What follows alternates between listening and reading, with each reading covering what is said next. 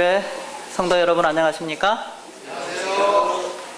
오늘 우리 하나님의 은혜가 여러분의 마음속 깊이 감동해 주시기를 간절히 바랍니다.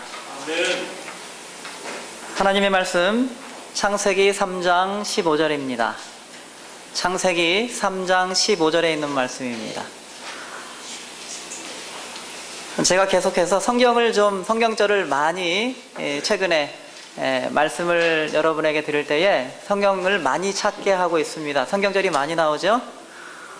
성경은 지루하거나 혹은 의무로 읽어야 되거나 그러한 것이 아닙니다. 하나님의 말씀은 생각하고 연구하고 묵상하면 정말 흥미롭고 우리 가슴에 감동을 주고 때로는 전율하게 하고, 그리고 하나님이 정말 사랑의 하나님이시구나 하는 확신을 갖게 합니다.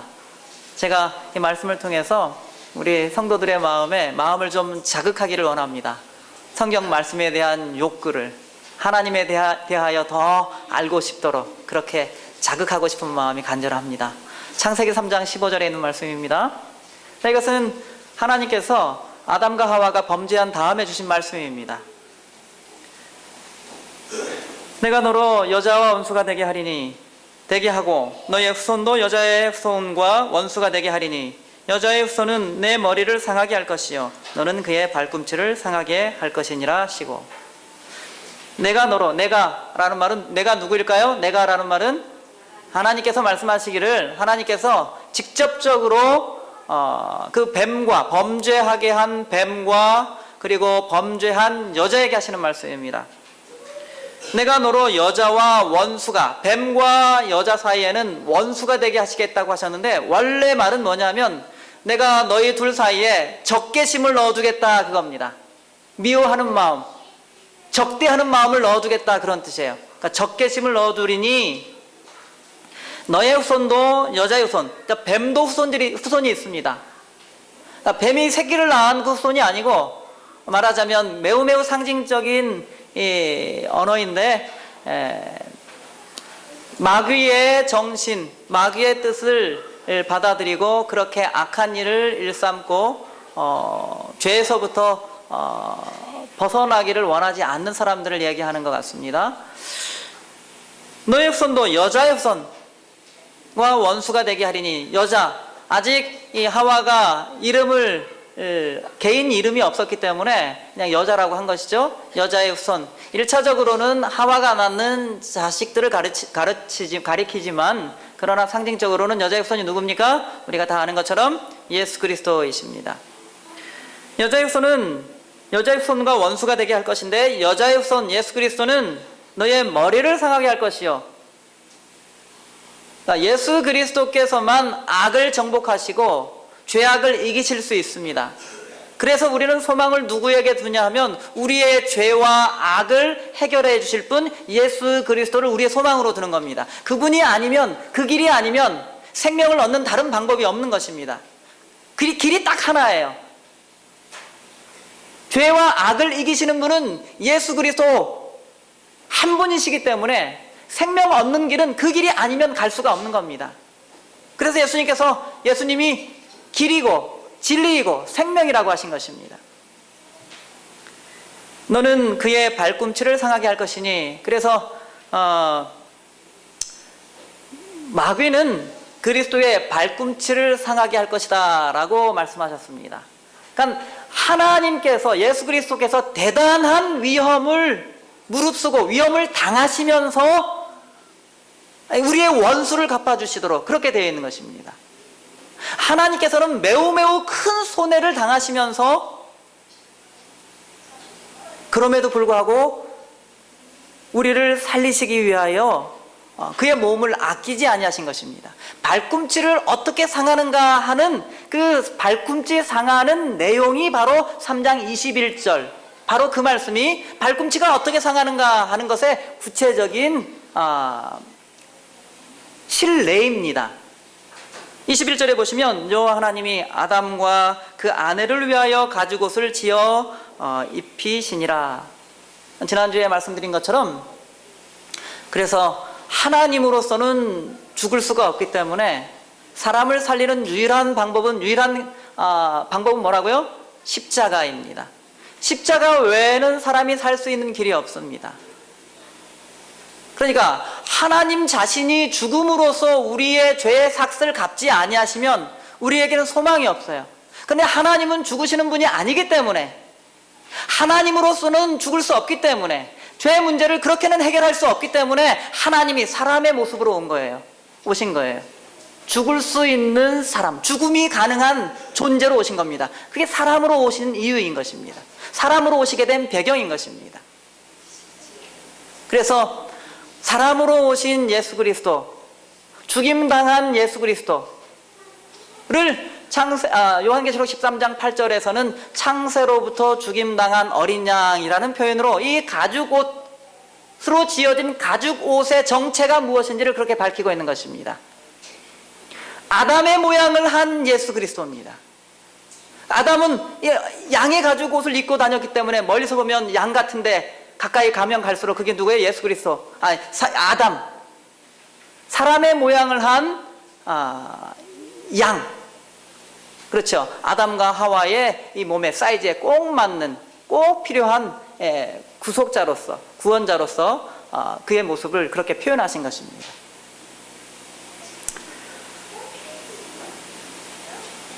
우리 요한계시록 12장에 있는 말씀을 좀 살펴보겠습니다. 요한계시록 12장입니다. 여러분이 잘 아시는 말씀이시죠? 요한계시록 12장 7절부터 있는 말씀입니다. 요한계시록 12장 7절에 하늘에 전쟁이 있으니 미가엘과 그의 사자들이, 미가엘, 어제 미가야라는 사람 배웠죠? 미가 하면 누가 같으냐? 미가야 하면 누가 여호와와 같으냐? 미가엘 하면 엘은 하나님이라는 뜻이니까 누가 하나님과 같으냐? 오늘날의 영어권에서는 마이클이라고 합니다. 미셸이라는 이름도 여기서 온 것 같습니다. 미하일, 뭐 이런 러시아 이름입니까? 다 같은 종류의 이름들인 것 같습니다. 누가 하나님과 같으냐? 하나님 편에서 하나님의 이름을 옹호하는 존재가 미가엘입니다. 성경은 이 미가엘이라는 단어가 많이 나오지 않습니다. 몇 번 이렇게 나오는데 항상 전투할 때만, 전쟁에만 쓰이는 용어입니다. 예수 그리스도께서 전쟁할 때 쓰는 이름이 군사령관의 칭호인 것입니다. 하나님이 사람으로 오셨을 때 그 이름은 예수입니다. 임마누엘이죠. 예수. 싸우실 때는, 악에 대항하여 싸우실 때는 미가엘입니다. 미가엘과 그의 사자는 천사라는 말입니다. 예수 그리스도께서 천사들을 이끄시고 용으로 더불어 싸울 때 용과 그의 천사, 용편에 있는 천사, 서로 싸운 겁니다. 미가엘과 용의 싸움에 양편에 다 천사들이 개입되어 있음을 알 수가 있죠. 그런데 용과 그의 사자들이 8절 이기지 못합니다. 그 싸움에서. 다시 하늘에서 저희의 있을 곳을 얻지 못한지라. 9절입니다. 큰 용이 내어 쫓기니, 그 용이 누구냐? 옛 뱀. 공동번역에는 늙은 뱀이라고 되어 있습니다. 그 옛 뱀, 늙은 뱀. 어디 나온 뱀인가요? 창세기 3장에서 여자를 깼던 그 뱀입니다. 그래서 아마 옛 뱀이라고 표현한 것 같습니다. 늙은 뱀이, 나이가 많이 들었어요. 그래서 아주 영악합니다. 그런데 그 용이 옛 뱀, 그 뱀의 정체가 바로 용이었다는 것입니다. 옛 뱀이었는데 곧 마귀는 뭐냐면 고소하는 자예요. 고소자, 중상자. 계속 고소해요. 그래서 밤낮으로 고소합니다. 누구를요? 하나님 백성들을 계속 고소하는데요. 고소합니다. 저 사람은 하나님, 저래도 저 사람은 구원받을 수 있단 말입니까? 모세를 가르쳐서 하나님, 모세가 어떻게 구원 얻을 수 있습니까? 어떻게 부활시킨다는 말씀입니까? 무슨 자격으로요? 모세가 보십시오. 하나님께 드릴 영광, 그가 하나님의 영광을 취하지 않았습니까? 저하고 뭐가 다른가요? 제 죄하고 뭐가 다른가요? 라고 마귀가, 사탄이 예수님께 따졌던 것이죠. 하나님께 돌릴 영광을 취한 것은 마귀나 이 모세나 같은 죄악들입니다. 그래서 이 마귀는 고소자라는 뜻을 가지고 있습니다. 여러분 적으실 수 있으면 성에다가 다 적어주시면 좋습니다. 마귀라고도 하고 사단이라고도 하는 사탄이죠. 사단의 말뜻은 뭐예요? 대적하는 자입니다. 하나님을 대적하는 자예요. 그러니까 큰 용, 뱀, 마귀, 사탄 같은 존재의 다른 이름들, 다른 표현이라는 사실을 알 수가 있죠. 근데 그가 온 천하를 꿰는 자였습니다. 온 천하를 꿰는 자라. 땅으로 내어 쫓기니 그의 사자들도 저와 함께 내어 쫓기니라. 하늘에서 있을 자격이 없기 때문에 자격이 박탈됩니다. 그 지위가 박탈돼요. 그래서 하늘에서 쫓겨나게 되는데, 그런데 쫓겨나면서 어떻게 했다는 겁니까? 12장 4절에 보니까 그 용의 꼬리가 하늘 별 3분의 1이에요. 그러니까 천사들을 하늘 별이라고 표현했죠? 3분의 1의 천사들. 그러니까 아주 엄청나게 많은 수의 천사들이 악의 편에 가담했다는 사실을 알 수가 있습니다. 한두 명이 아닌 거죠. 하늘 정부에 대한 쿠데타, 반역이 굉장히 대규모로 엄청나게 진행되었음을 알 수가 있습니다. 여기 마귀가 사탄이 왜 그렇게 되었는지를 조금 더 살펴보겠습니다. 이사야서 14장이죠. 이사야 14장 12절부터 있는 말씀입니다. 이사야 14장 12절입니다.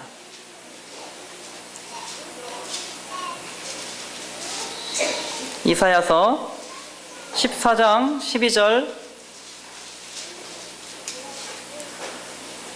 너 아침에 아들 계명성이여. 계명성이라는 말은 아마 이 샛별, 가장 새벽에 밝게 빛나는 별, 샛별을 두고 이렇게 계명성이라고 우리말에는 표현하고 있고, 어떤 영어 번역에서는 루시퍼라고 하고 있습니다.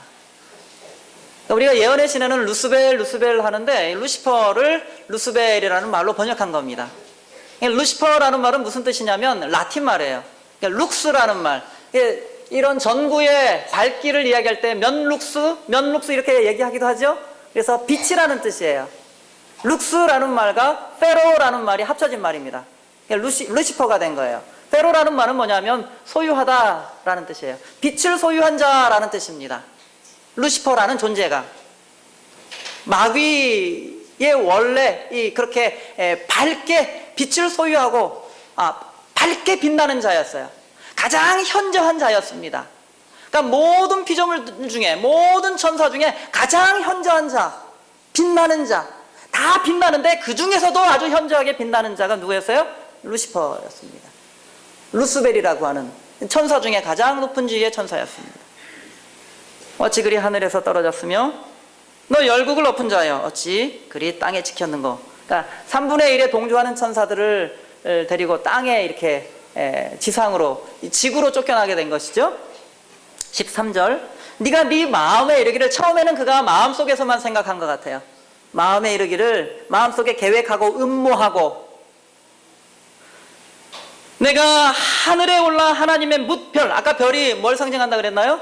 천사들이니까 모든 천사들 위에 올라서 나의 보좌는 누가 앉는 거예요? 왕이 앉는 겁니다. 나의 보좌를 높이리라. 내가 뭐가 되겠다는 건가요? 왕이 되보겠다는 겁니다. 한껏 높아지고 싶었어요. 가장 높은 자 중에 하나였는데, 가장 높은 자였는데, 가장 현저한 자였는데 더 높아지고 싶었어요. 어디까지요? 하늘에 하나님의 지위까지. 내가 북극지폐는 아마 옛날에 이 바벨론의 왕에 관한 이야기거든요, 사실은. 그래서 바벨론 사람들, 그 신들이 북쪽의 편에서 회의를 해요. 신들이.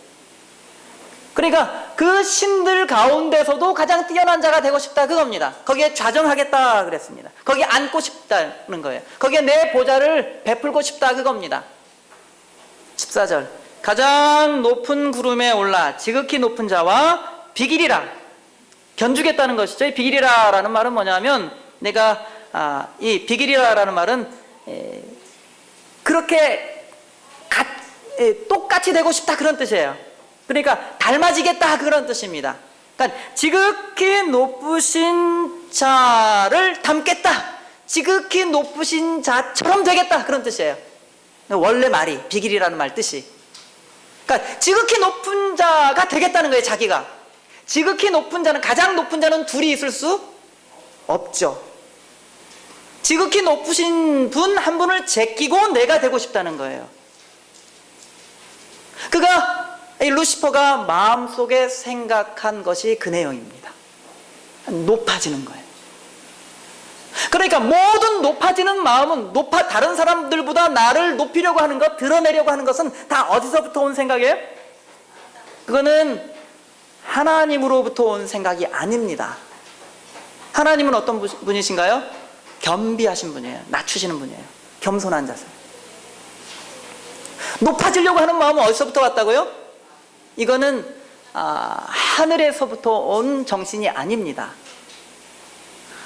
악의 괴수로부터 온 생각입니다. 그가 그랬습니다. 에스겔서 28장입니다. 에스겔서 28장에 있는 말씀입니다. 28장 13절부터 있는 말씀입니다. 에스겔, 다니엘서 바로 전에 있습니다. 에스겔서 28장 13절. 네가 옛적에 하나님의 동산 에덴에 있어서 각종 보석 곧 홍보석과 황보석과 금강석과 황옥과 홍마누와 청옥과 청보석과 남보석과 홍옥과 황금, 말로 표현할 수 없는 온갖 종류의 보석이죠.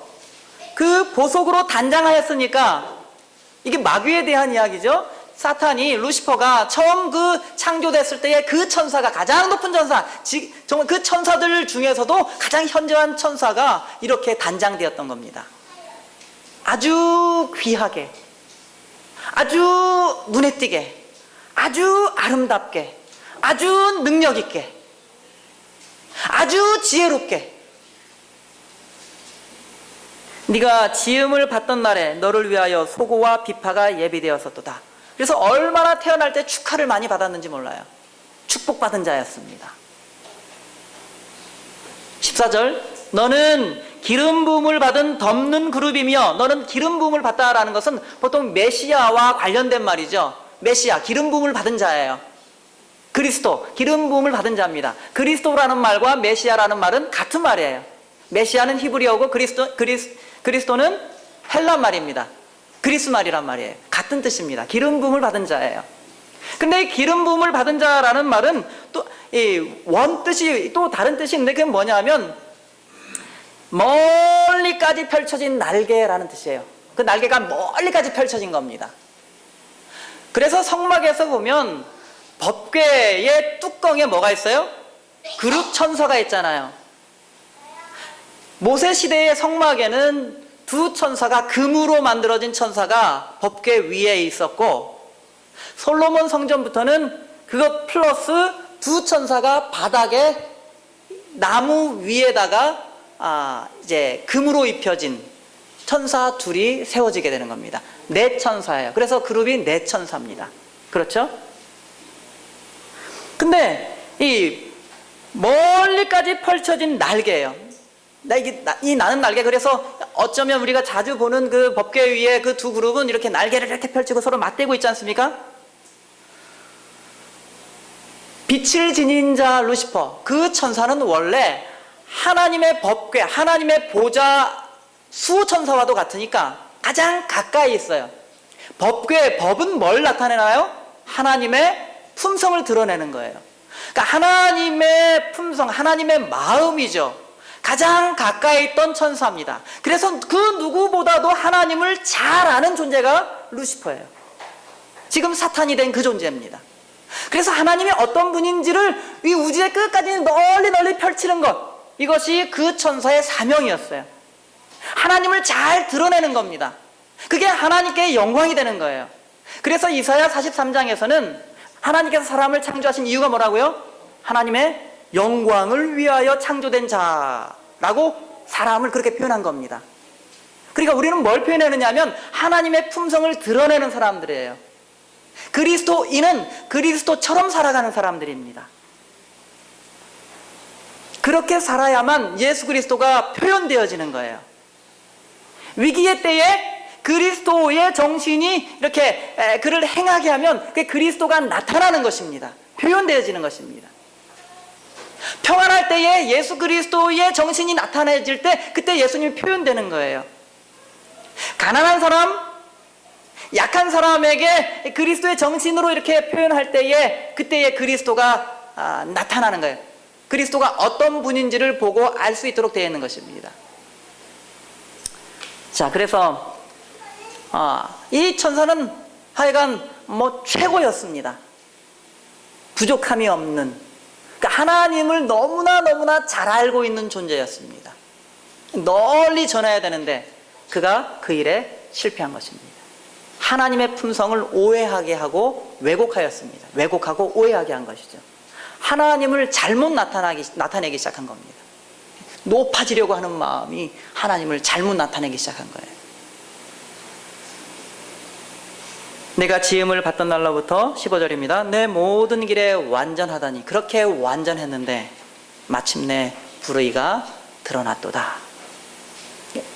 자기 마음에 이르기를 높은 곳에 올라봐야 되겠다라고 했는데, 그런데 그것이 드러났어요. 그래서 하나님에 대하여 오해하게 만들어서 천사들을 자기 편으로 이렇게 3분의 1의 천사들을 이끌어 드리게 되는 겁니다. 그래서 하늘에서 추방당하게 된 것이죠. 그런 다음에 무슨 일이 일어났을까요? 그 다음에 창세기 1장 26절에 일이 일어난 겁니다. 창세기 1장 26절입니다. 이러한 일이 있고 난 다음에 하나님께서 사람을 창조하신 것입니다. 그러니까 창세기 1장 1절 이하에 나와 있는 지구의 창조가 진행된 것입니다. 특별히 그 창조의 정점, 창조의 가장 이 핵심은 뭐냐면 사람 창조입니다. 1장 26절입니다. 하나님이 가라사대 우리의 형상을 따라 우리의 모양대로 우리가 사람을 만들고, 여기 나와 있는 우리는 누구인가요? 하나님이십니다. 하나님 삼위께서 의논하시고 계획하시고 그리고 실행하셨습니다. 바로 그 일에 착수하자 그겁니다. 하나님의 형상대로, 하나님의 모양대로 사람을 만들기로 합의하시고 이제 그 일을 하시는 겁니다. 그렇다면, 그렇게 해서 사람이 창조됐다면 27절 보십시오. 하나님이 자기 형상 곧 하나님의 형상대로 사람을 창조하시되 남자와 여자를 창조하시고, 남자를 창조하시고 여자를 창조하실 때 다 하나님의 형상대로 창조하신 겁니다. 성부와 성자와 성령 하나님을 닮은 존재로. 그렇게 단순한 존재가 아니에요. 아주 놀라운 존재입니다. 그래서 사람을 매우 계획적으로 의도적으로 창조하신 거예요. 아담에게서부터 아담의 갈빗대를 떼가지고 여자를 만든 건 매우 의도적입니다. 이 두 사람의 관계를 혈연으로 이렇게 묶어놓은 건 매우 의도적이에요. 하나님께서 이 아담을 티끌로 이렇게 조성하시고 그 형체를 조성하시고, 그 다음에 이종근 교수님의, 아시죠? 이종근 교수님의 표현대로는 하고 그 코에 생기를 불어넣었다라고 말씀하셨어요. 왜 이렇게 했는지 어쩐지 잘 모르겠지만 하나님께서 생기를 불어넣으시려면 인간적인 생각으로는, 인간적 상상으로는 어떻게 했을까요? 이렇게 티끌로 이렇게 조성하신 다음에 허리를 숙이시고 그 코에다가 생명의 호흡을 불어넣으셨겠죠? 생명의 호흡을 불어넣은 순간에 하나님이 이 아담이 앞으로 무슨 일을 행할지 아셨을까요? 몰랐을까요? 이 아담이 하나님을 죽게 하는 장자, 큰아들이 될 줄을 아시면서 그의 모양, 형체를 조성하시고 그 다음에 하나님의 생명의 호흡을 불어넣으셔서 살아있는 존재가 되게 한 것입니다. 하나님은 사람을 창조하실 때에 하나님의 죽음을 불사하시고 하나님의 목숨을 걸고 사람을 창조하신 것입니다. 아담의 갈빗대로 여자를 복잡하게 만드실 때에 하나님이 이 여자가 어떻게 할지를 아셨을까요? 알면서 하나님이 목숨 걸고 죽음을 불사하시고 창조하신 것입니다. 그게 하나님이 우리를 향한, 우리가 존재하게 한 하나님의 사랑이, 그것이 우리가 존재하는 이유입니다. 그런데 하나님의 형상과 하나님의 모양대로 창조되었다고 하면 구체적으로 사람이 어떻게 하나님을 닮았다는 걸까요? 사람은 하나님을 어떻게 닮았습니까? 첫 번째, 어디를 닮았습니까? 여러분 자녀를 이렇게 낳으면 닮아요, 안 닮아요? 어디가 닮아요? 네? 생김새가 닮고 그 다음에요? 네? 제가 여기서 거기까지가 거리가 굉장히 먼 모양입니다. 뭔가 말씀하시는데 분명히 맞는 대답을 하시는데 형상도 닮고 뭐 목소리도 닮고 혈액형도 뭐 그 안에서 하여튼 닮고 걸음걸이도 닮고 어떻게 하는 짓도 닮고 그래요. 그렇죠. 사람이 하나님을 닮았다면 하나님과 같은 존재, 하나님처럼 하나님과 똑같은 존재는 아니지만 하나님을 닮은 존재로 창조될 수밖에 없어요. 성경에서 그걸 찾아낼 수 있을까요? 바윗 부인이 부자 선지자를 적으면서 첫 번째, 사람의 형체, 모양이 하나님 닮았다고 그렇게 말씀하세요. 두 번째, 사람의 품성이 하나님을 닮았다고 그렇게 기록하고 있습니다. 세 번째는 성경에서 뭘 찾을 수 있을까요?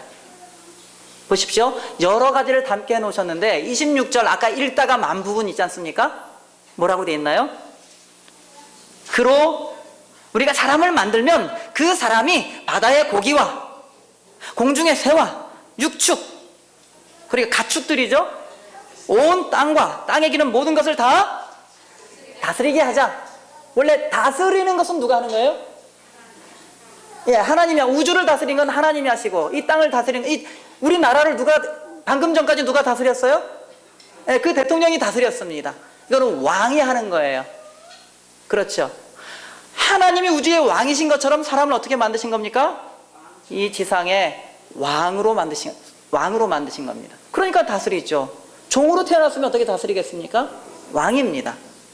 하나님의 지위도 받았습니다. 그렇죠? 하나님하고 똑같은 존재는 아니에요. 그러고 보니까 하나님은 온 우주신데 사람은 뭐예요? 하늘 그리고 바다의 고기예요. 바다 전체가 아니고 그리고 공중 전체가 아니고 공중의 새입니다. 그리고 가축들 거기까지는 살아있는 것들이죠. 그 다음에 땅에 있는 살아있는 것들을 통치하는 통치자로서 하나님께서 왕으로 삼으신 것입니다. 그 다음에요 28절입니다. 또 하나님의 무엇을 담게 하셨을까요? 하나님이 그들에게 복을 주시며 그들에게 이르시되 생육하고 번성하여. 생육하는 게 뭡니까? 번성하는 게 뭡니까? 네? 낳는 거예요. 낳는 것은 우리가 모르고 지금까지 나와왔는데 낳는 건 누가 하는 일이에요? 원래 낳는 거, 존재하게 하는 거 예, 하나님이 하시는 거. 이건 창조입니다. 창조하는 존재로 만들어 놓으셨어요.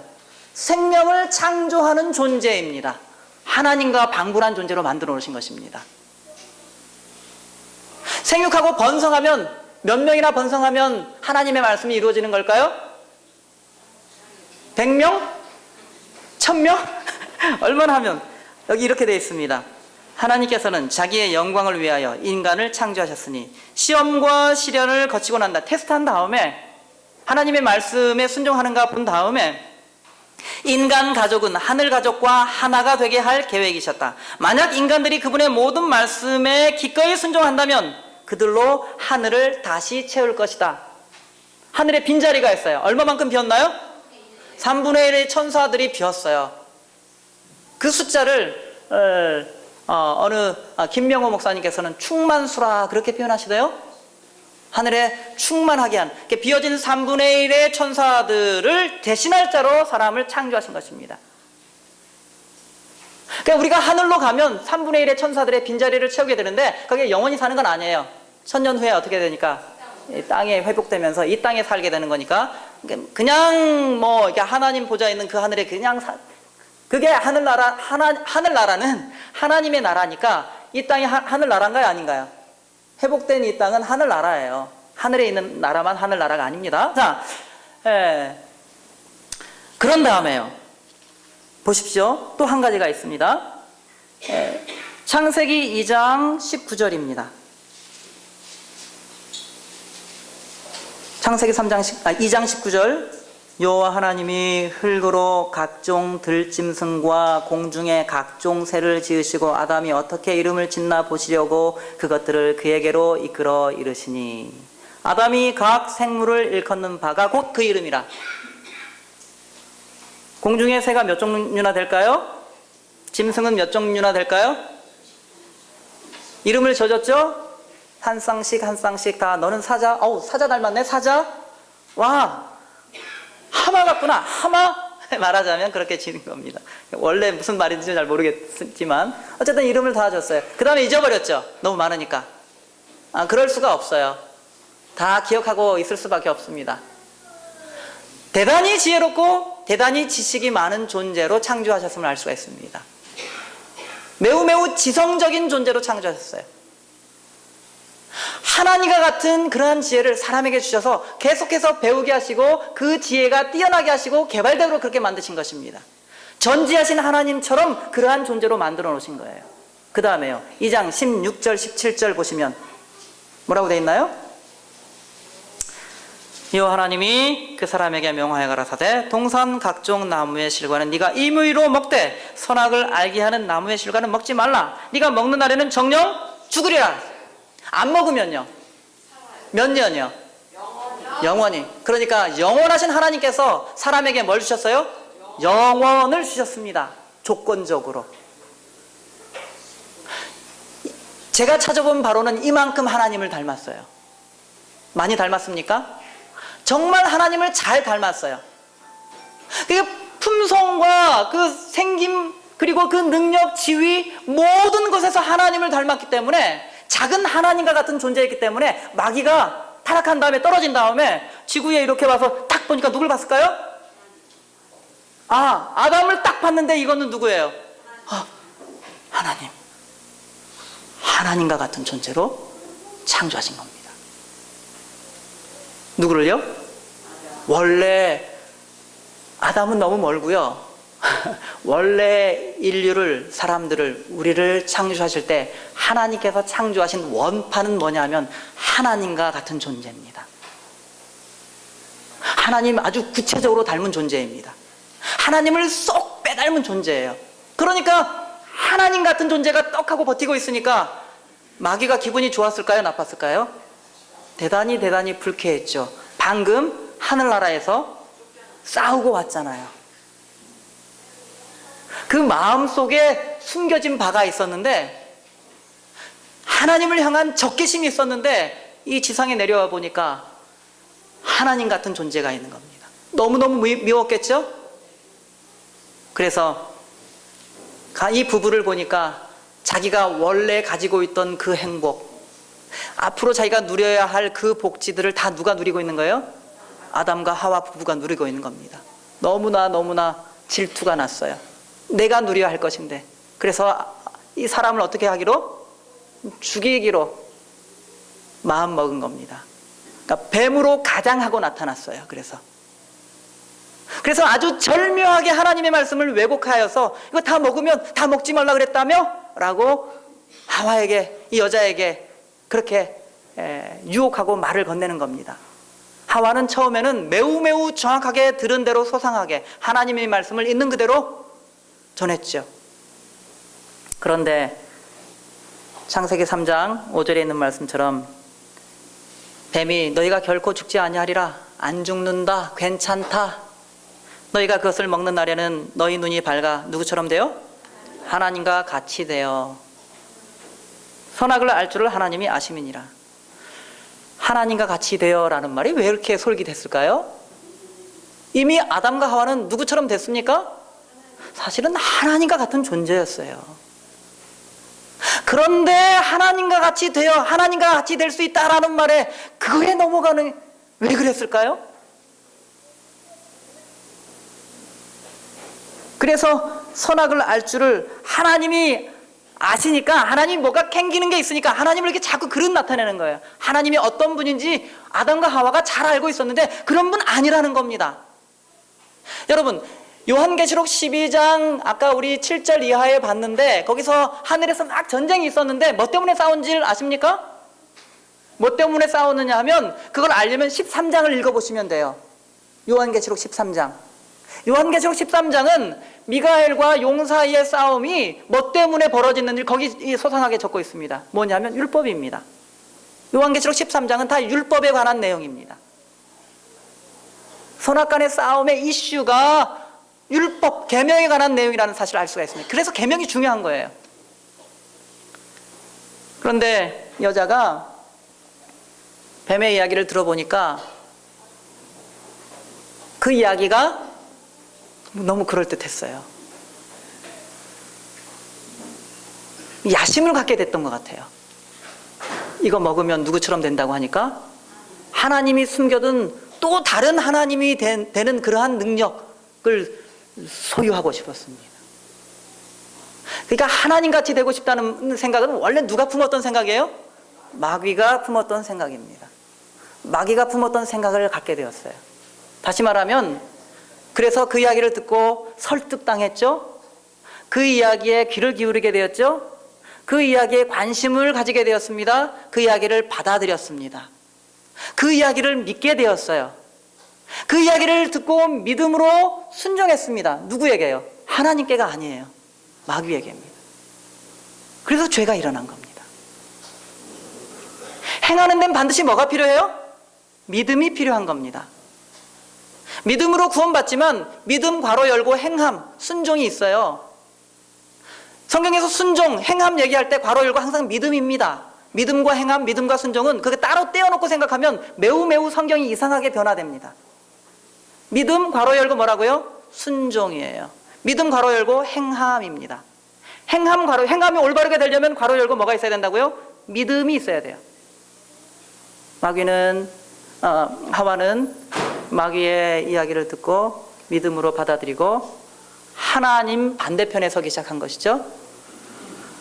하나님께서 이렇게 손을 내미시는데 하나님의 손을 탁 쳐요. 뿌리칩니다. 하나님 괜찮습니다. 저도 나름대로 생각이 있습니다. 하나님으로부터 돌아선 겁니다. 하나님께서 다 먹고 이것은 나를 위하여 남겨둬라. 너와 나의 약속이다. 하나님됨과 인간의 경계선이에요. 그걸 구분짓는 선입니다. 선악과. 근데 저도 하나님 될 수 있는데요. 따먹어버렸어요. 하나님에게서부터 돌아선 겁니다. 하나님을 불신하였습니다. 하나님께 불순종했어요. 하나님을 배반했습니다. 생명의 하나님으로부터 완전히 돌아서 버린 거예요. 누구하고 짝이 됐냐면 마귀하고 동맹하고 연합하고 짝이 된 것입니다. 그게 선악과를 먹는다라는 것의 의미입니다. 그런데 먹었더니 어떻게 됐나요? 남편도 먹고 아내도 먹고 7절에 보면 3장 7절입니다. 이에 그들의 눈이 밝아 자기들의 몸이 벗은 줄을 알고 무화과 나무 잎을 엮어 치마를 하였더라. 그리고는 하나님의 낯을 피하여서 동산나무 사이에 숨습니다. 아주 영광스럽게 창조된 존재가 옷이 벌거벗게 되었어요. 아주 수치를 당하게 된, 온 우주 앞에 치욕을 톡톡히 받은, 수치를 당한 겁니다. 창피를 당한 거예요. 수모를 당하게 된 거예요. 죄 짓고 난 다음의 결과입니다. 죄를 짓기 전에는 너무나 매혹적인데, 그런데 지은 다음에는 사람을 헐벗게 만드는 겁니다. 이렇게 범죄한 것의 결과, 이게 어떤 결과냐면 말하자면 이런 겁니다. 열왕기 하에 있는 말씀 좀 보시면 열왕기 하 25장 보십시오. 열왕기 하 25장입니다. 열왕기 하 25장 5절부터 있는 말씀입니다. 열왕기 하 25장 5절부터. 이게 선과 악의 싸움, 하늘의 나라와 악의 나라와 이 싸움에서 패배했을 때의 결과가 이런 거예요. 아담과 하와가 하나님께서 받은 수치가 이런 수치입니다. 25장 5절입니다. 갈대아 군사가 바벨론이 침공을 해가지고 이제 아주 그냥 막바지에 유다 왕 시드기야가 어떻게 처참한 몰골이 됐는지 이렇게 기록하고 있습니다. 갈대아 군사, 갈대아는 바벨론 그쪽 지방을 갈대아라 그래요. 갈대아 사람, 거의 다 바벨론 사람이 약간 구분을 하지만 그쪽 사람들입니다. 갈대아 군사, 바벨론 군사죠.가 왕을 쫓아가서 여리고 평지에 미침해 왕의 모든 군사가 저를 떠나 흩어지니라. 왕만 남겨놓고 다 도망갔습니다. 갈대아 군사가 왕을 잡아 림나 바벨론 왕에게로 끌고 가매 저에게 신문하고 7절 시드기야의 아들들을 저의 목전에서 죽이고 시드기야의 두 눈을 빼고 사슬로 결박하여 바벨론으로 끌어갔더라. 이것이 싸움의 결과입니다. 패배한 사람이 맞는 최후의 모습입니다. 나라와 나라가 전쟁을 했습니다. 이 나라가 패배했습니다. 왕은 어떻게 됐나요? 왕의 앞에서 그 아들들을 죽이고 그것을 본 눈을 눈멀게 만들어버린 겁니다. 그리고는 쇠사슬, 노사슬, 이 사슬로 결박해가지고는 어떨 때는 이렇게 결박해가 이렇게 깨가지고 갈고 이렇게 깨가지고 이렇게 처참하죠. 이 나라와 나라의 싸움에서 이렇게 됐어요. 이 땅 나라에서. 그러니까 마귀에게 패배한 아담과 하와의 몰골이 그러한 몰골인 겁니다. 아담과 하와만 그렇게 죽게 된 것이 아니라 하나님이 죽게 생긴 거예요. 말하자면 그 아들들을 죽이고 왕의 눈을 멀게 해버렸잖아요. 눈을 이렇게 빼버렸다 그랬습니다. 너무나 비참한 겁니다. 사람의 죄는 하나님께 큰 수치와 모욕과 비참함을 안겨드린 것입니다.